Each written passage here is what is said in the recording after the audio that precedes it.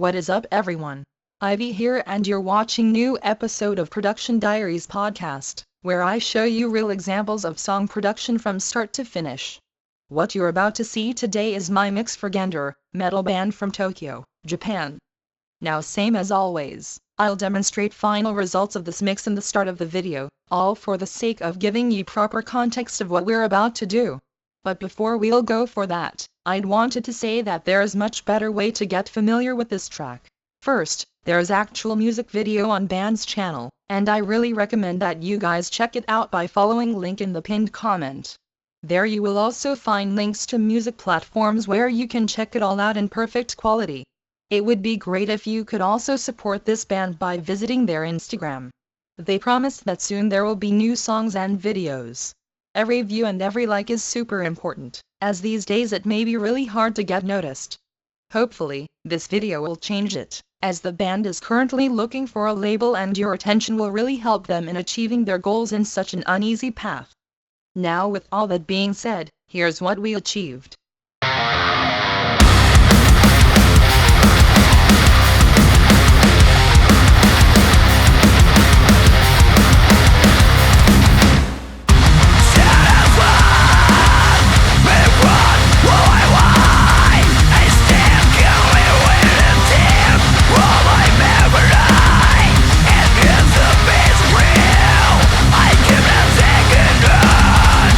Moving forward, for now.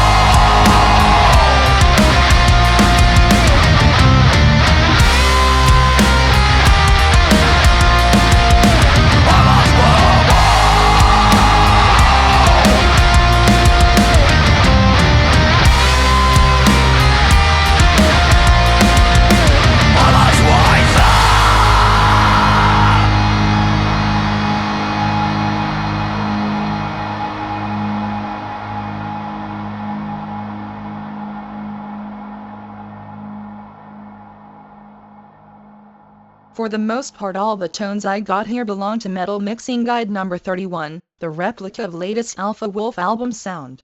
Because of that, this video should be viewed rather as a particular case of how those mix-ready tones can be adapted for live drums and bass. If you wish to get these modified templates as well as original ones, you can do so by becoming basic level supporter on my Patreon. File pack for this episode includes everything that I usually provide you with. And if you want to get your track produced by me, there are various options that you may find useful. Your support really helps in making these videos and achieving higher goals in my productions. If you're up, the link will be in the video description.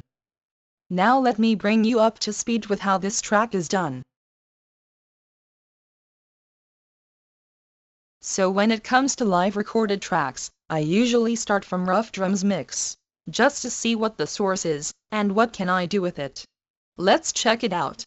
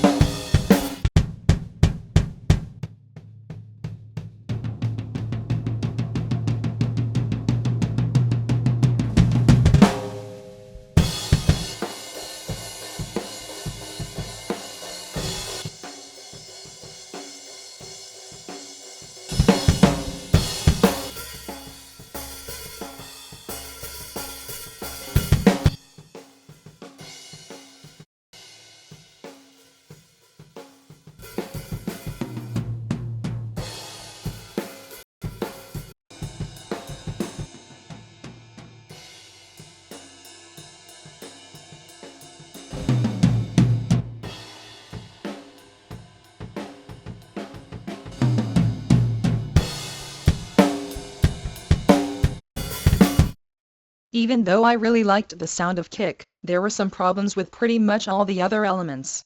Snare is way too ringy for my taste. Of course it could be fixed with suppressors or equalization, but the main problem is that this ring is sort of random. Toms have extremely high bleed levels. Same goes for overhead mix, but in this case there's also this weird cloudy type of sound. So my initial plan was to get rid of all the bleed for shells with special technique that I'm about to show. While doing that, I can also extract MIDI hits for triggers just in case. And then I was about to see how the processing goes, especially when cleaning up the cymbals. After a short period of time, I achieved this.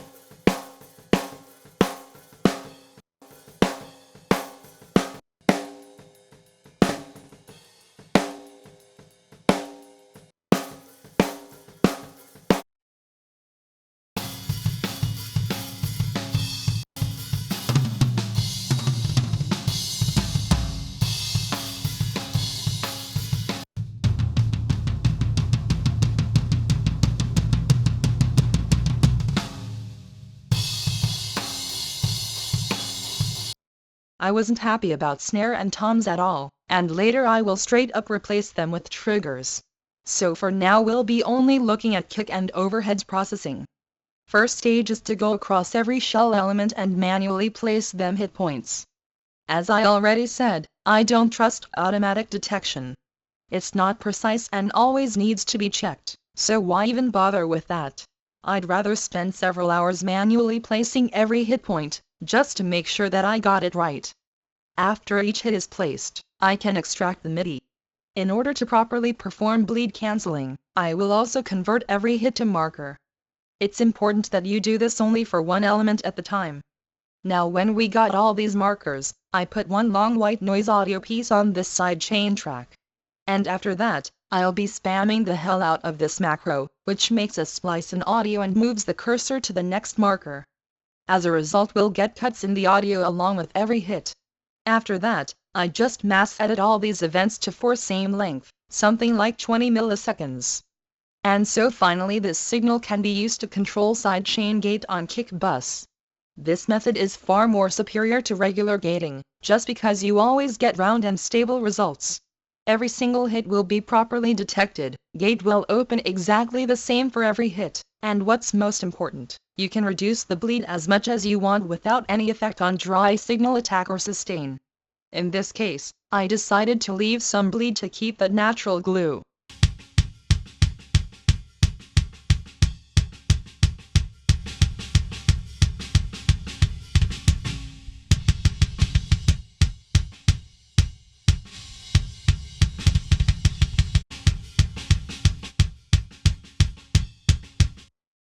Now another thing I did was compressing the signal with SSL to force better attack.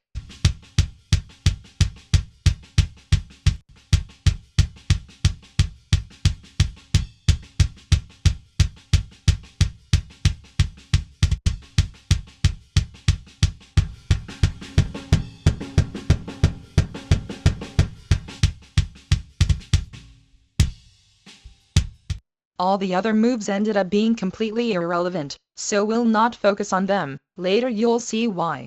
Anyways, I did this MIDI extraction thing for every shell element, so the only thing left is to clean up them symbols. Started from overheads track, I tried to sort out all the tonal mess with EQ shaping. And of course I also used soothe to reduce dynamic noises and resonances. Snare bleed is good example of that.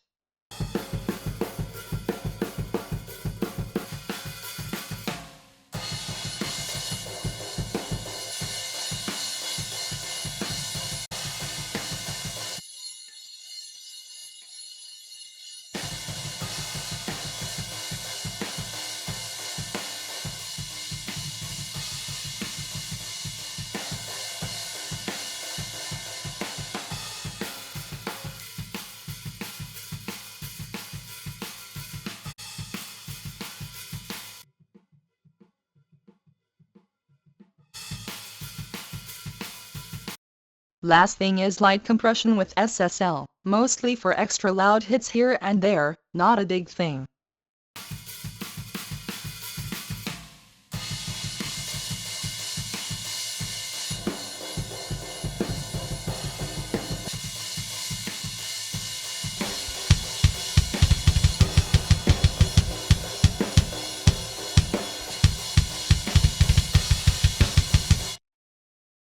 From this point I started adjusting other tracks with both gain staging and spectrum fixes, nothing interesting.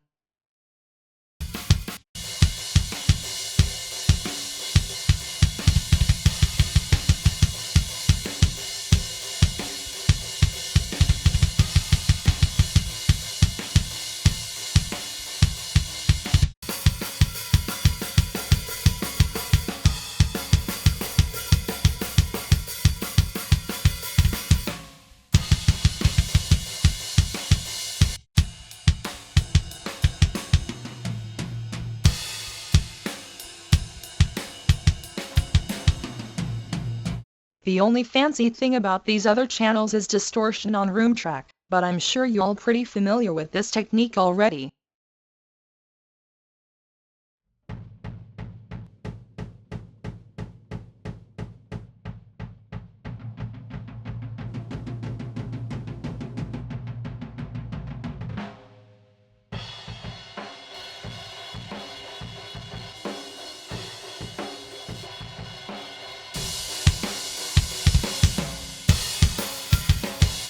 And so I felt like calling it a day and exporting the stems to proceed with other elements.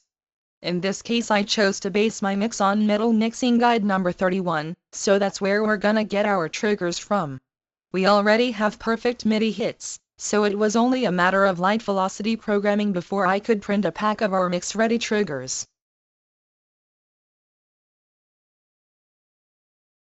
Now we're all set, and it's time to assemble the drum track.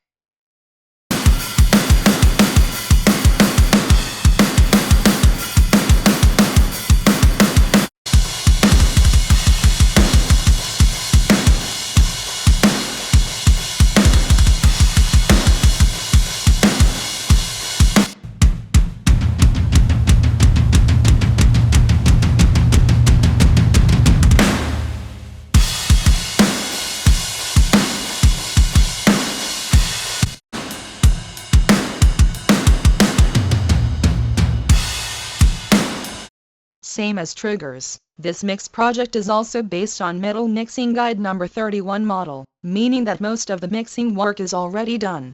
All we need is to balance and adjust the tracks to get organic sounding. For live elements, I got rid of all the lows on kick, to avoid possible conflicts with our powerful trigger. I've also made few minor cuts on other elements, but what's more important, is that all of our live tracks are now united under live drums bus, where I use hell ton of reduction with 2 units of soothe to get rid of that resonating bleed from shells.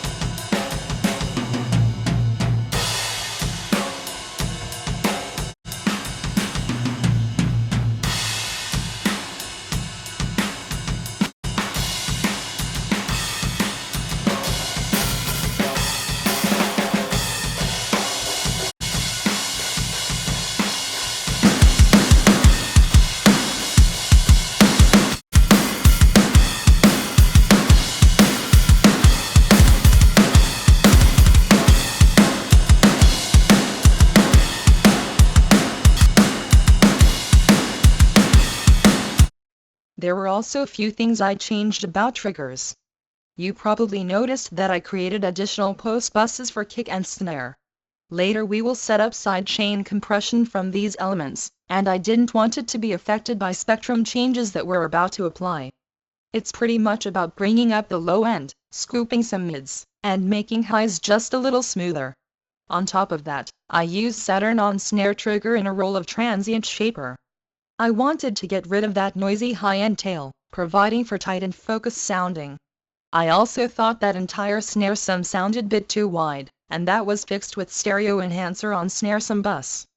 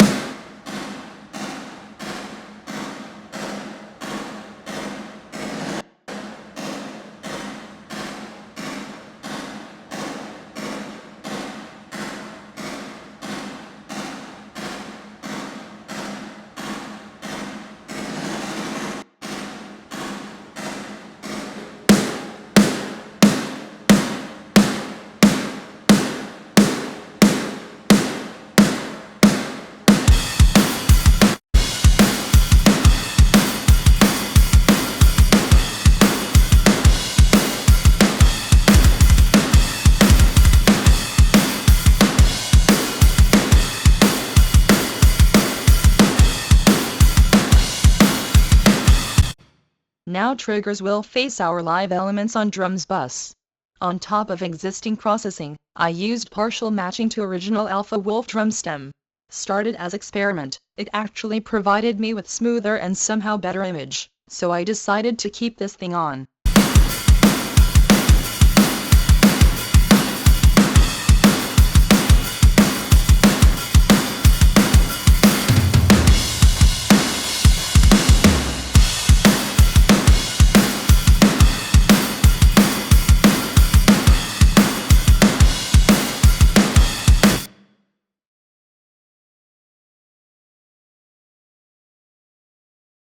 Now it's time to get our bass reamped. This project is also based on MMG31 bass processing template. The only problem is that this entire thing was set up to work with my virtual bass. However, that can be easily fixed by tone matching random part of this live DI to the same part performed by Chronos. This way we can have pretty much the same tone and distortion. In order to avoid transient smearing from phase linear matching module, I did convert it to impulse. But you can also do this with Pro Q matching in zero phase mode, makes no difference.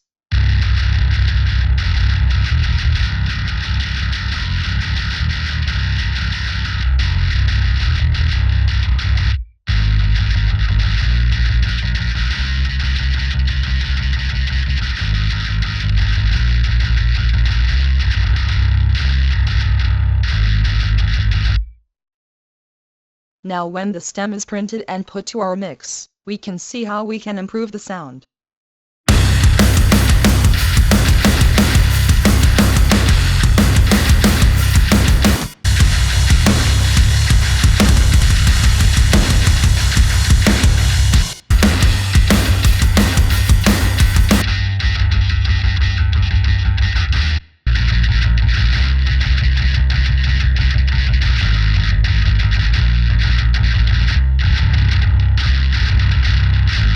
There are a few things that could be better. First, I've noticed annoying mid-range dirtiness, but it was easy to fix with Soothe.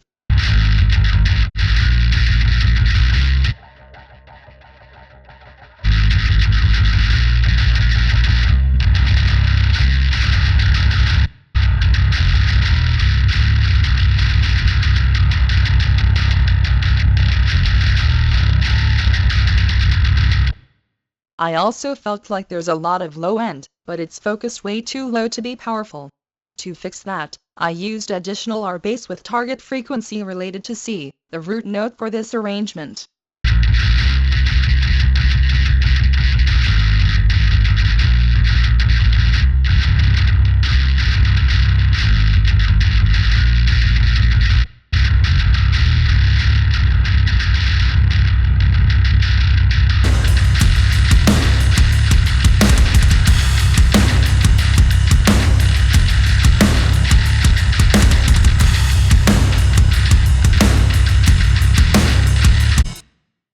On top of that, I tried few things with EQ to help with proper integration into the mix.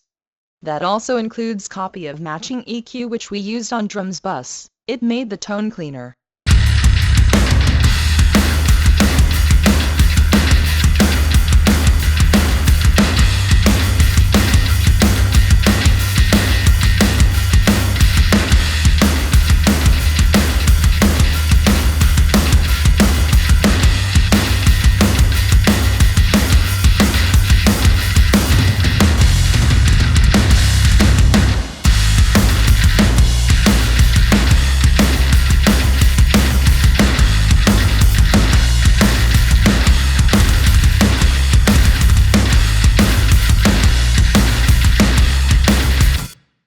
And last thing is Pro C in sidechain mode, pretty much the same ducking as I've originally used in MMG number 31.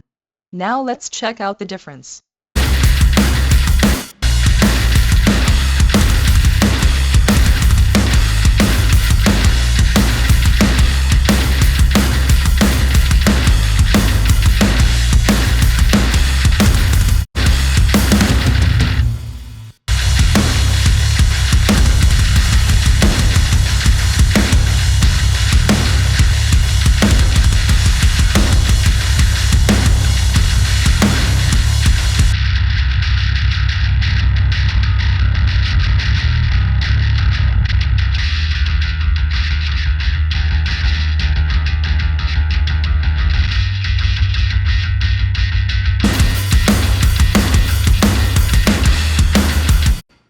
sounds pretty cool. So now it's time to add them rhythm guitars. Same as the bass, guitars were reamped through related project of MMG number 31 package. It was a matter of minor tweaks to make it work. First of all, the level of tracks is doubled, as originally there should be 4 guitars, not just 2. Both tracks have boost of low end as a compensation for higher tuning. By the way, this track is a rare case where each side of a double track was actually recorded by a different guitarist. So we have different instruments, different picking styles and all of that. That's why I felt like separately adjusting reamping chains in attempts to minimize sonic differences. My last addition was vintage tape on guitar's bus. This one really helped to make the sound more powerful and get rid of that extra glue. I felt like double track sounds too thin, but that was not surprise, because as I already mentioned originally we supposed to use 4 guitars here.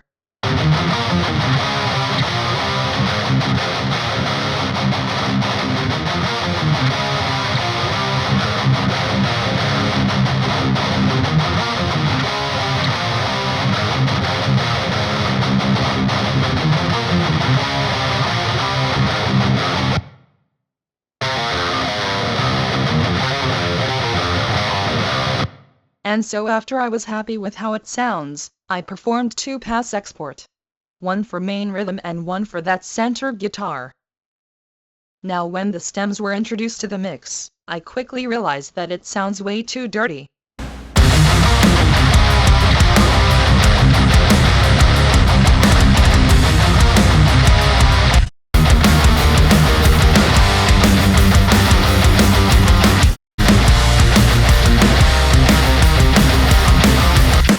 Within short time, I've come up with spectrum changes which helped guitars to take proper place in the mix. Those changes include 2 equalizers, and soothe that controls same annoying region as we've had on bass. On top of that, I use sidechain compressor driven by kick and snare, just the same way as it was on Source MMG project.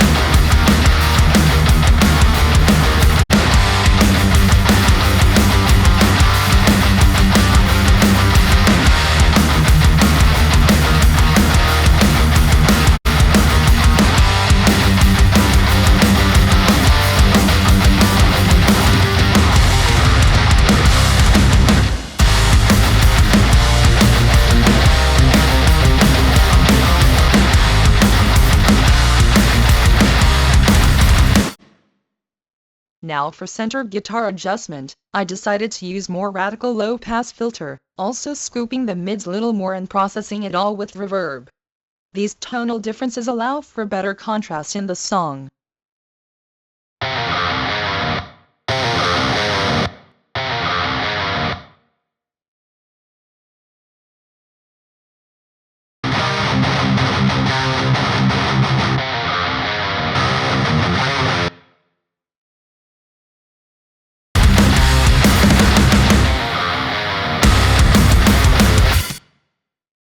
Now last thing that I figured is there's a little problem with this section in the middle of our track.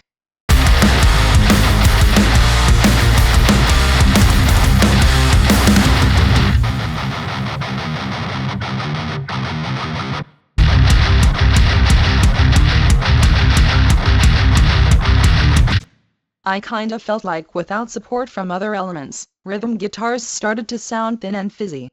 So just as experiment, I created parallel track that shares exact same audio, while the settings are based on center guitar processing model, only in this case it's even more scooped and weird. Plus I use stereo enhancer to further separate this layer from the main one.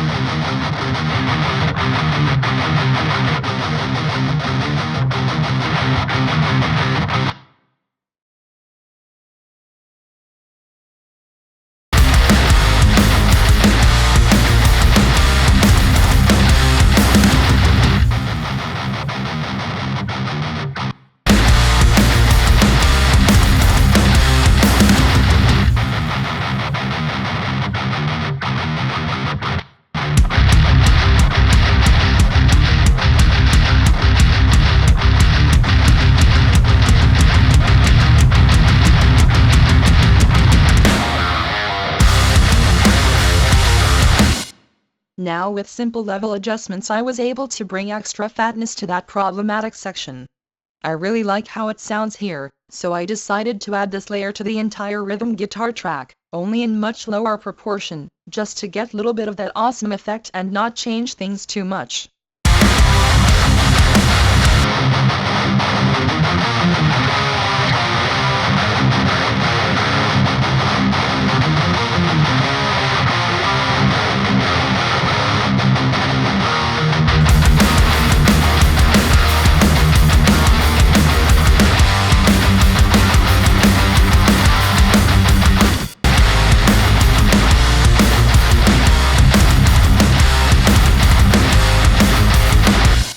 Now it starts to sound heavy.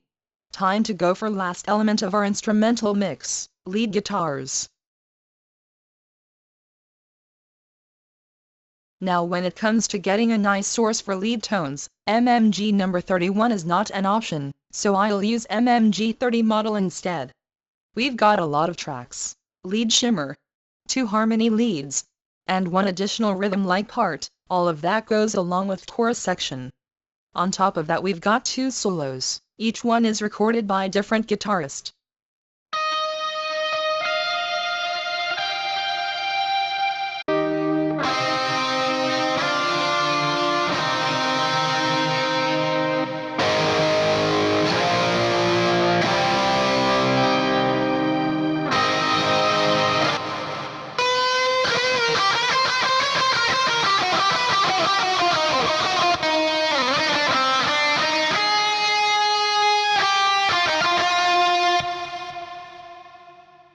So for shimmer part I changed the mix of Valhalla to about 60%, as I also wanted this part to cut through all the other leads.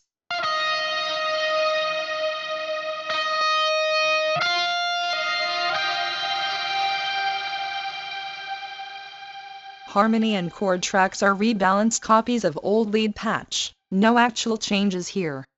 However, when it comes to solos, I applied some changes in pedal boards to make each one sort of unique. Rustam's solo will work in extremely dense part of the track, so I thought it can be a good idea to add treble booster, just so this part cuts better.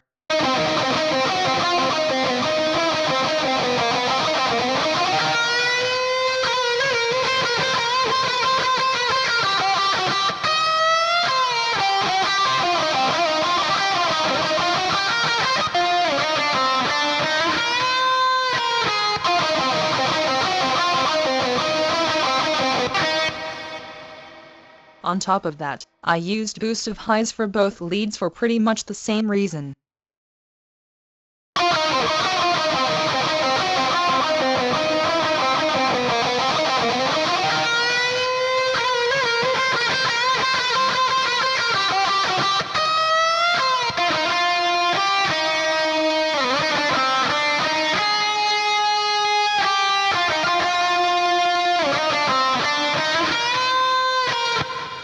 Now in order to properly separate the stems and avoid excessive bus compression, I did first export like this.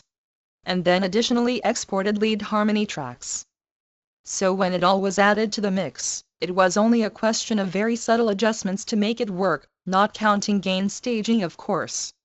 I didn't do anything with shimmer, just found proper level.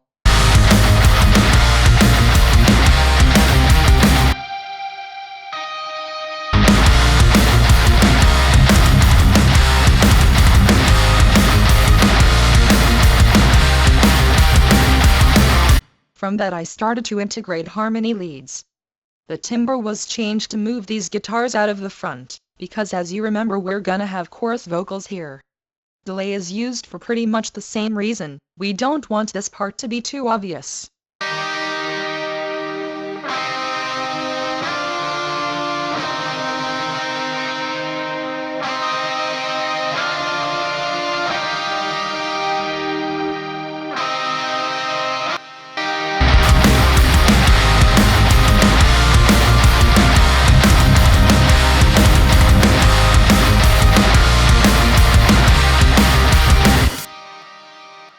Same thing goes for central chords part.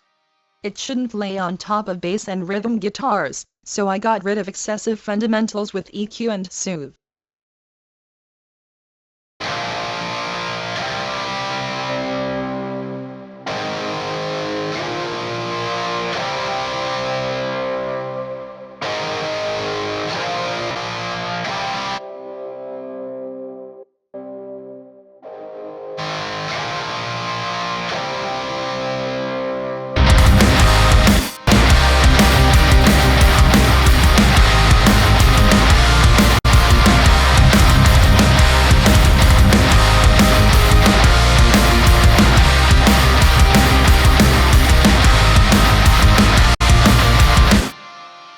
Matter of fact, in order to further free some space for vocals, I arranged sidechain sent to new Soothe module on rhythm guitar track.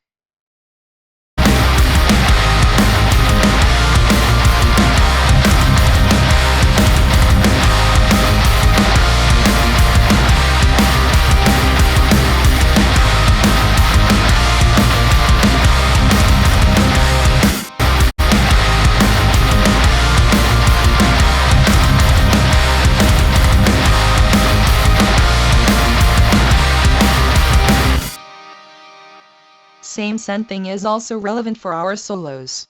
Only in this case, it's gonna be far more important. When it comes to processing, I only added some light chorus and delay, and that's really it.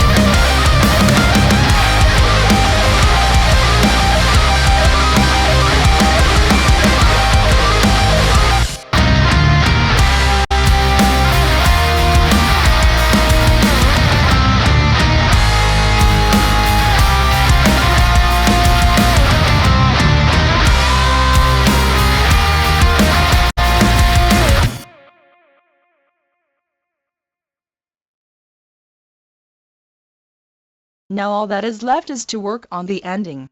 You already know what I did there, but let me demonstrate how it sounded without all those space effects.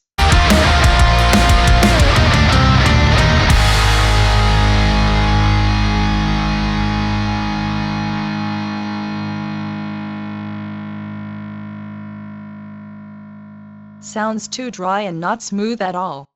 So as you already see, I use space overlays for every element and automated the levels to create smooth and colorful outro. For the most part it's gonna be a mixture of delay and big reverb, also known as echo. Aside from fade-outs, I also used automated stereo enhancer to slowly move dry guitars from side to mono, which kinda helps with hiding dry signal behind the space.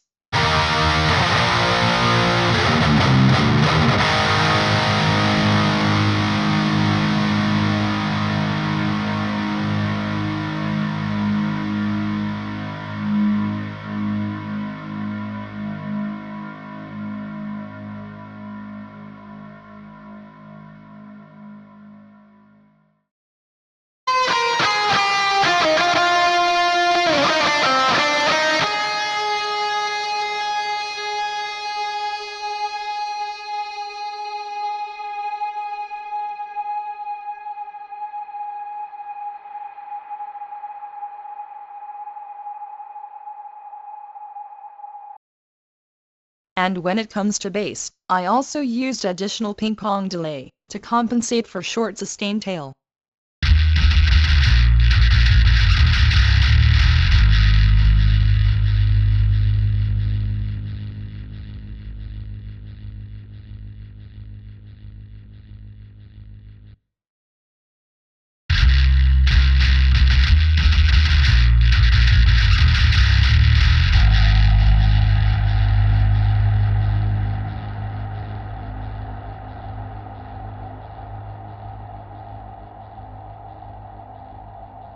With all this stuff, our instrumental is ready to go. I don't want to ruin mix bus processing by pushing it with vocals, so that last element will be routed to copy of limiter bus with same settings. Same will go for instrumental that we're about to bounce from mix bus. It's critical to use highest quality settings everywhere, as it's gonna round up our track in a very noticeable way. And we will also use 32-bit floating point for obvious reasons. Now we are in the vocals mixing project. All of our vocal tracks are routed to post-processing stereo buses. Those buses are united under vocals bus, which then sums up with instrumental stem on limiter bus. Main point of this stage is to form rough image of our vocals with basic processing. I'll be looking for processing solutions to make all the parts well defined, clear and powerful.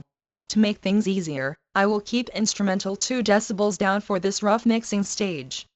First part of this whole thing is top-down move on vocals bus. It's mostly about reduction of excessive fizz and harshness, and that is relevant for all 3 vocal types, so I took a bit of that cheating approach here. The chorus part is a great example of what we'll be getting rid of.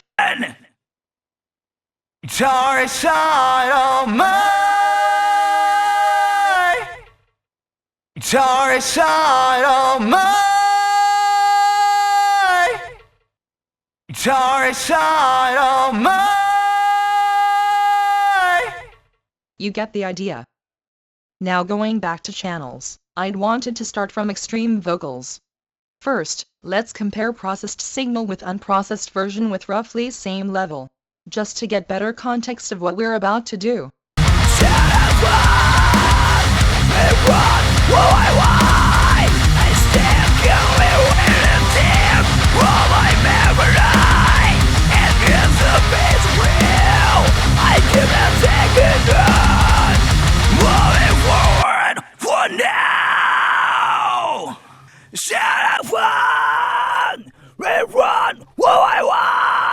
I still can't wait to from my memory, and it's a bass grill.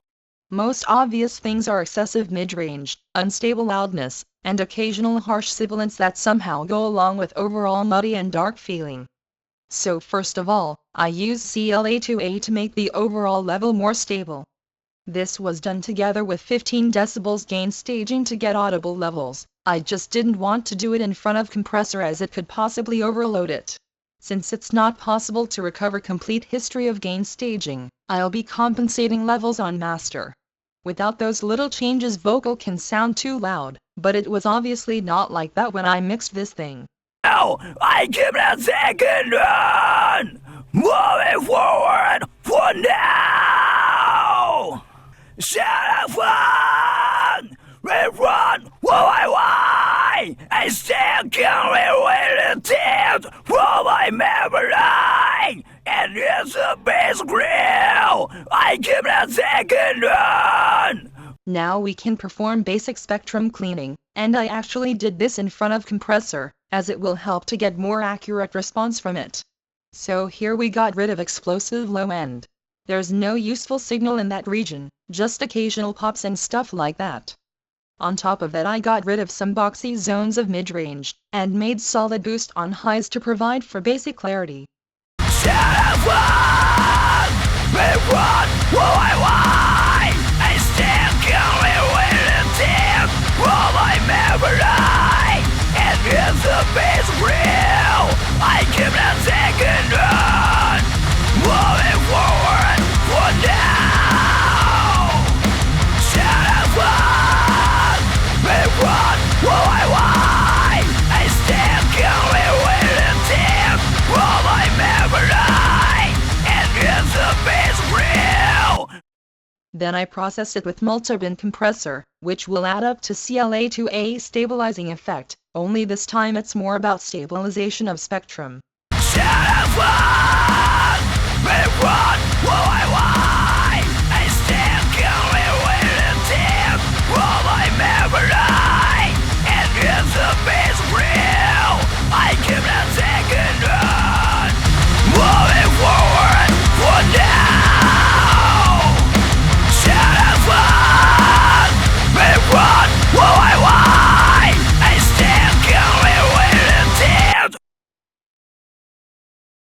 The SR will hunt for occasional sibilants that jump out too much.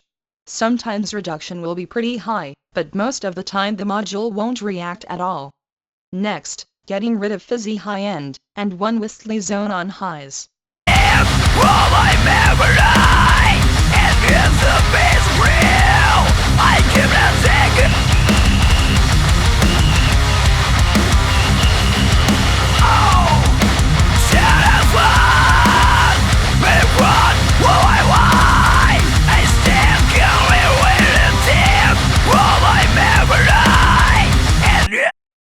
After that, I used Sooth as a general controller of mid-range resonances.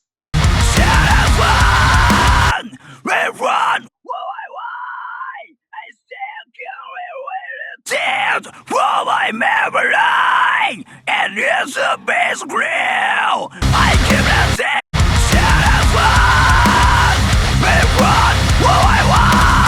I stand going with a tip from my memory, and it's a bass grill. I keep that second. Now at this stage I think I tried to do some sort of reality check by comparing the audio with finished vocal stem of Alpha Wolf. Sure enough, my vocal ended up being too dark and muddy, but that was no surprise, as I'm not using such a big levels of distortion. I didn't want to copy the spectrum, but instead use subtle mixture of correction curve to get better directions. That top end boost is pretty much a result of matching low pass signal, but other correction parts kinda made our vocals better, sort of more aggressive. I think this 5K boost is actually what I've been looking for, plus I don't mind subtle morph in the mid-range, as I felt like it got less muddy.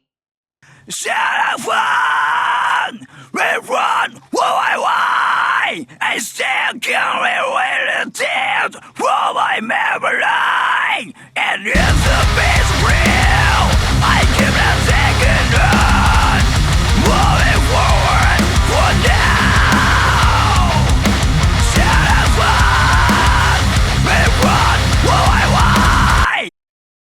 Last thing in chain is Sooth that will hold back some of that virtual brightness. As a result we get pretty bright signal, but it doesn't sound too harsh or aggressive.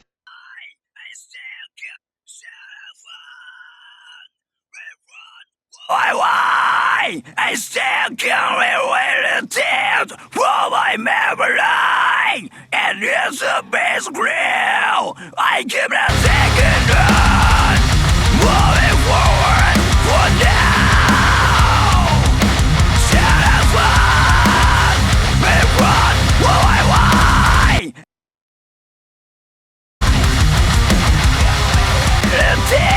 From my memory, and it's a bass grill.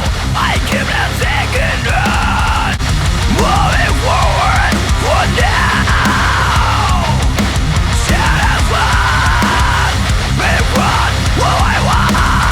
I stand going with a tip from my memory, and it's a bass grill. I keep that second on, moving forward for now.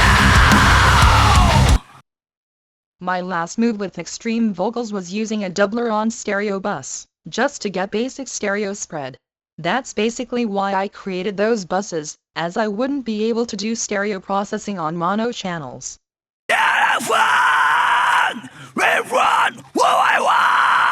I still going with a tip from my memory, and it's a bass grill. I keep that second on, moving forward for now.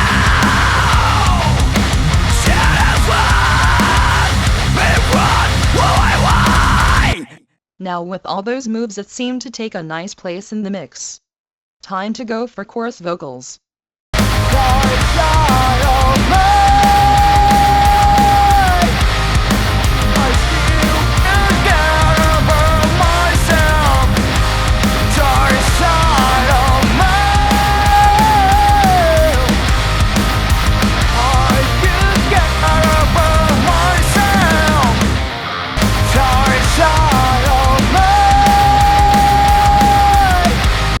Pretty much the same problems here, so I use roughly the same processing. CLA2A to stabilize the level and pull up quiet parts, though again, it's gonna feel extra loud for you because of loss gain staging moves on channel.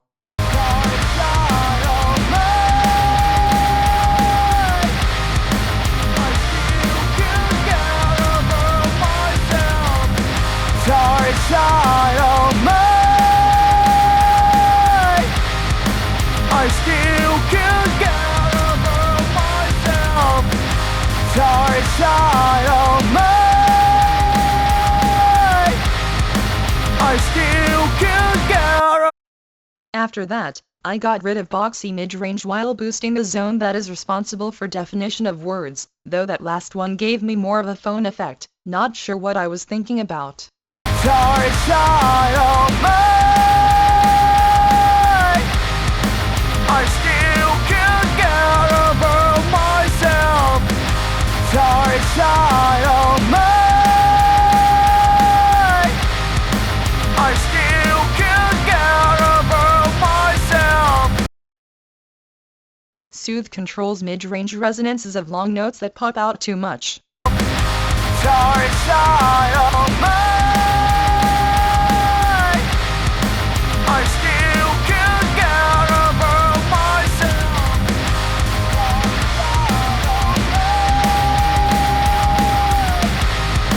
I still can't get over myself. Decapitator adds background distortion, and makes our vocals fuller and much more stable. The actual distortion is pretty extreme, kinda as if we would pass the vocals through high gain amp. However, as long as it's used in parallel mode, it will give you pretty nice effect. Dark side of me. I still can't get over myself. Dark side of me. I still can't get over myself. Dark side of me. I still can't get over myself. And the last move in this chain is fixing that phone like mid-range. Dark side of me. I still can't get over myself.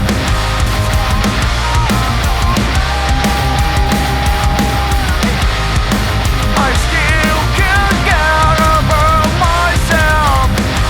Dark side of me. I still can't get over myself. Dark side of me. I still can't get over myself.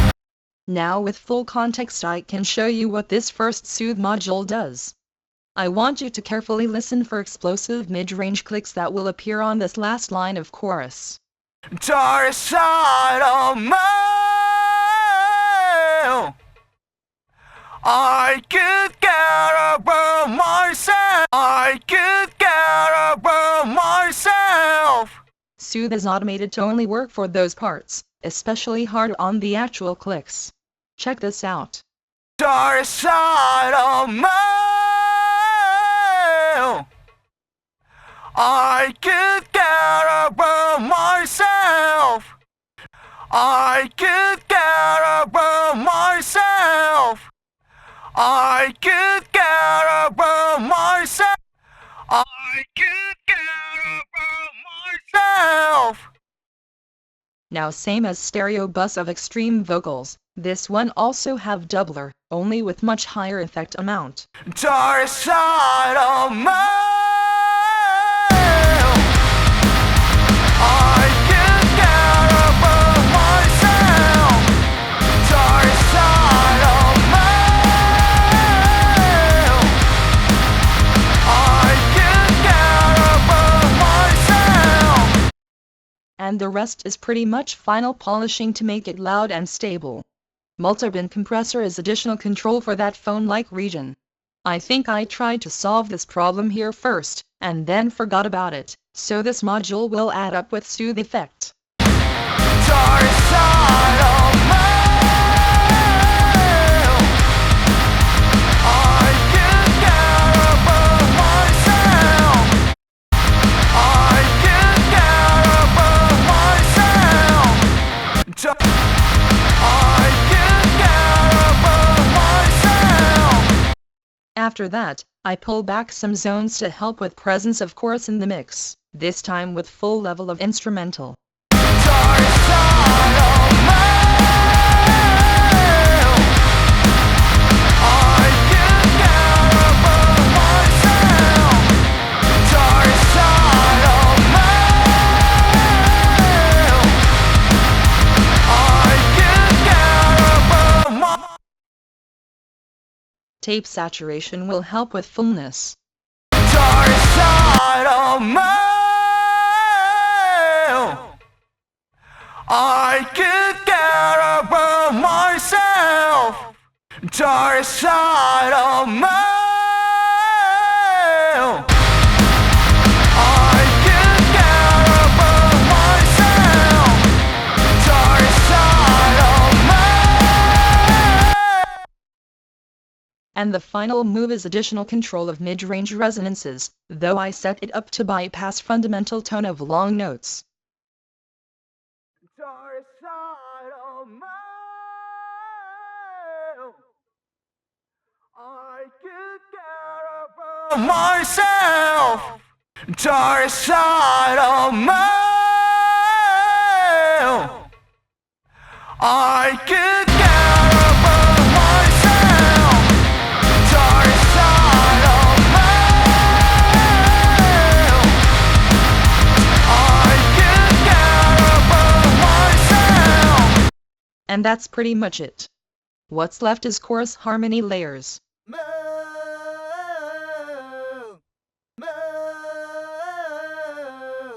At this point I'm not looking for stabilizing it too much, as it's better to do so with level automation in post. Instead, I'm trying to make it fit the chorus. It should be out of the front, but yet noticeable enough. So what I did is pretty much the same combination of compressor, EQ and soothe.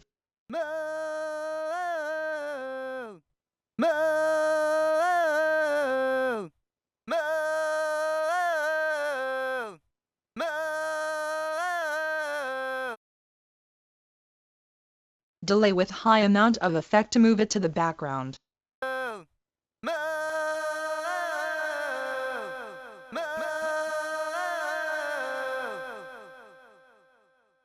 Boosting highs for definition.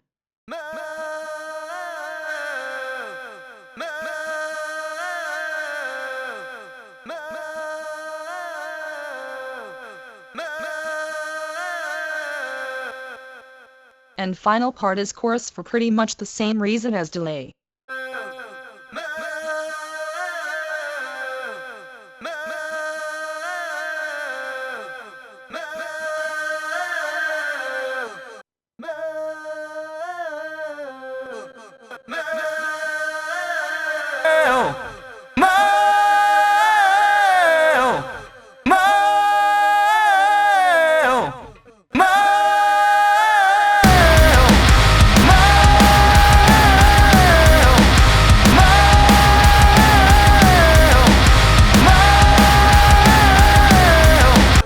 And that's it.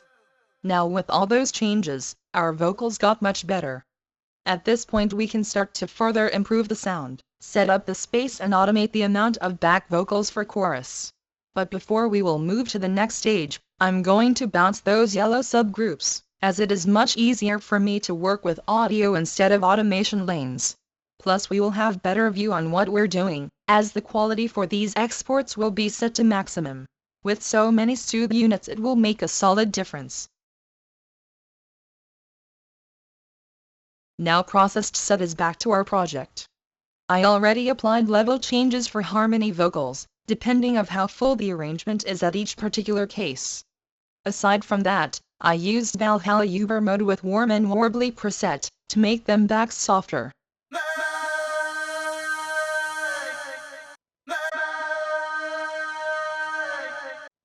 Oh my, oh my,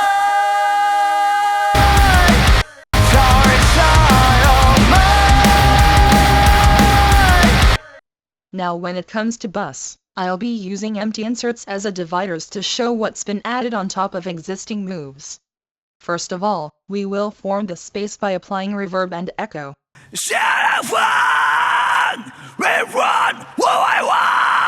I still can't really tears from my memory, and it's a bass grill. I keep that second on, moving forward for now.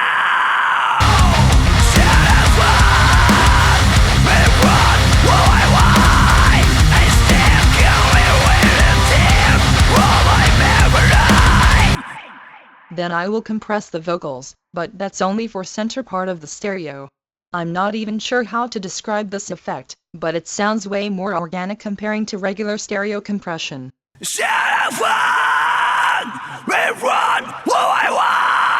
I still can't really tears from my memory, and it's a bass grill. I keep that second on, moving forward for now.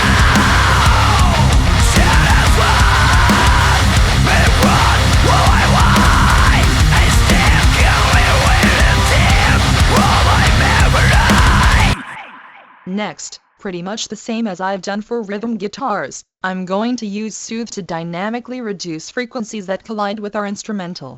Despite the looks, it's actually pretty smooth effect. Great way to further integrate the vocals into the mix. I still can't really tears from my memory, and it's a bass grill. I keep that second on, moving forward for now.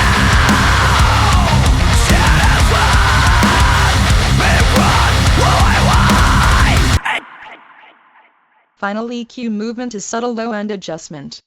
I just felt like it should be a little stronger.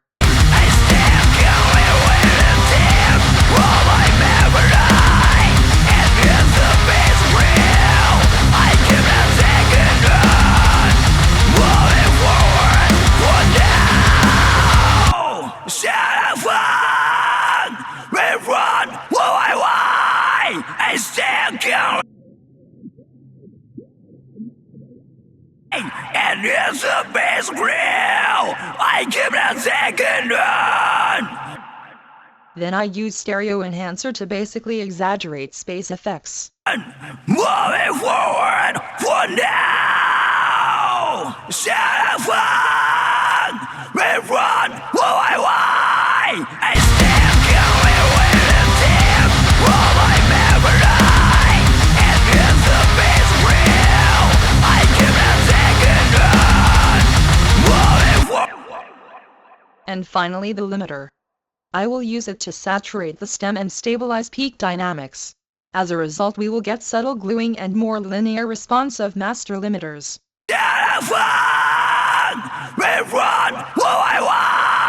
I still can't really tears from my memory, and it's a bass grill. I keep that second on, moving forward for now.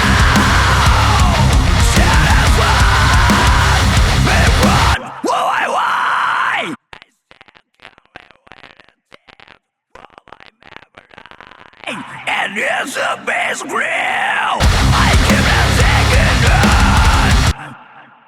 Knowing all the downsides of this mix, I really felt like trying to add some textures with really long reverb. It's basically done with this preset of Valhalla. And in order to make sure that it will not jump out too much, I've put on resonance killing soothe and cut off low end side. Moving forward for now! Shut up! Rerun! Why? I still can't really tell from my memory! And it's a base grill! I keep that second run! Moving forward for now! Shut up! Rerun! Why? I still can't really tell from my memory! And it's a base grill! I keep that second run! Moving forward!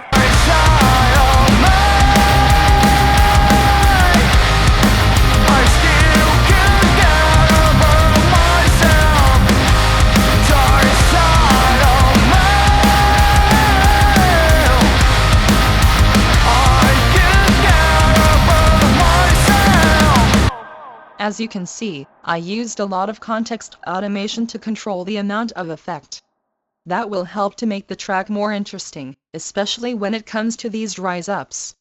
It will sound like reversed reverb effect. Don't do anyone's command! Why must the wall? The time still be done! Dark side of me! And of course I will use this track to properly execute the outro transition. I must rise up!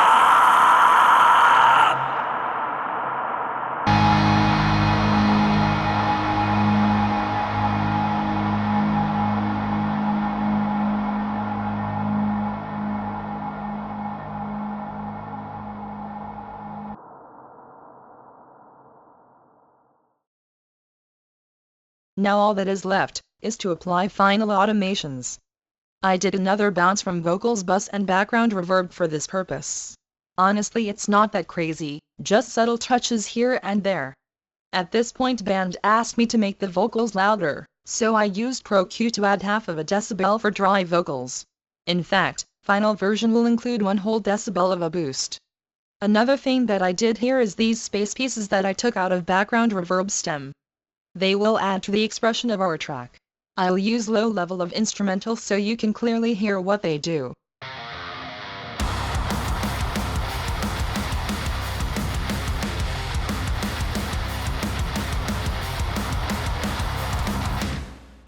Shut up! Rerun! Why?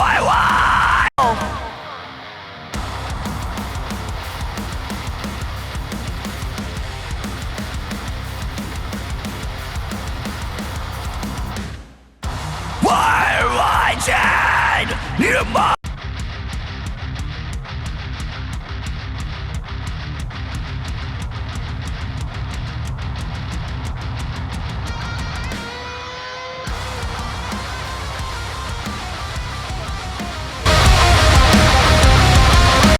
Now before bouncing the track, I'm gonna use Isotope Crackle module right before final limiter. It's going to cancel aggressive clicks and shits, making final result much more authentic and round.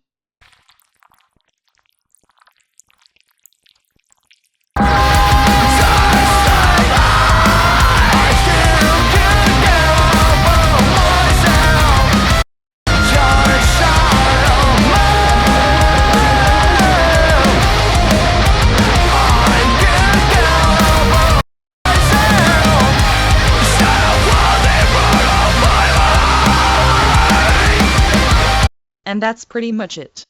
After setting up highest quality settings, we will get finished product that you heard in the intro. So once again, if you want to support the band and show them some love, make sure to follow them, links in the pinned comment. Just before this video ends, I'd wanted to put on little operational guide on how to treat those projects that I share. When recording rhythm guitars, it's better to turn off everything except for these 3 modules on guitar tracks. This way you will minimize project delay. Just don't forget to turn everything back on when you're done. You can also record short sample of static noise of your guitar and use that sample to apply denoising. I would also suggest to avoid reverb patch differences. If you track all the rhythms on the same instrument, just stick to left or right reverb patch. Choose the one that works for you better. Depending of your tuning, you can also experiment with this boost at the end of reamping chain. In some cases you might not need it at all. Make sure to use 32-bit floating point for all exports. And of course don't forget to set best oversampling and quality settings wherever it's possible. This algorithm is also relevant for lead guitars. The only thing to note here is bus compression on lead bus. If you have overlapping parts, it's better to export them separately in order to avoid unnecessary level reduction, because as I said, this chain was set up to only receive one guitar at the time. And when it comes to bass, you will have to perform tone matching of your DI to raw output of chronos. Take some random bass part and record it. Open up bass project of Metal Mixing Guide number 31, and write down the same part, export raw output of chronos and use it as a target for matching. When proper correction is found, make sure that you're applying it in zero phase mode. Matching modules such as isotope match work in linear phase mode and you don't want to use that. You can rematch that correction curve with ProQ and set it to zero phase, or just use ProQ for entire matching process. Another workaround would be to create an impulse, but you probably won't need such levels of precision, so ProQ alone will work just fine. This correction should be applied to DI channel, where you record your bass to. When everything is done, you can adjust the level to get proper amount of drive from reamping chain. You can also try to do some EQ on a DI on top of existing matching. Reduction of various zones can help with getting rid of unwanted distortion. And of course it will probably be better if you use proper fundamental frequency on our bass. If your arrangements have different tuning, just look up the value for your lowest bass note and use that instead. I didn't include drums sampling project in this pack, just because it is complete copy of the one that I've shared in MMG number 31, so you can follow original template as well as programming and processing algorithms. Now finally, when everything is loaded to main mixing session, all you need to do is to see how to integrate live elements of your kit to this mix. It's probably about EQ and compression of cymbals, if you're not gonna use other live elements of course. Just make sure that all of them are routed to live drums bus. In order to avoid unnecessary changes on live elements, I routed triggers to self-titled bus and applied correction impulse there. It's basically the same as old matching module correction, so don't be confused by that. If you experience any problems with CPU load, it's totally fine that you set all the quality settings to something lower. That decackle module on master is something that you should activate for occasional checks, or right before the actual mix down. The main reason is that it creates big delay and you don't really want that when working on stems. Just keep in mind that it's gonna round things up, you don't really need to constantly work through it.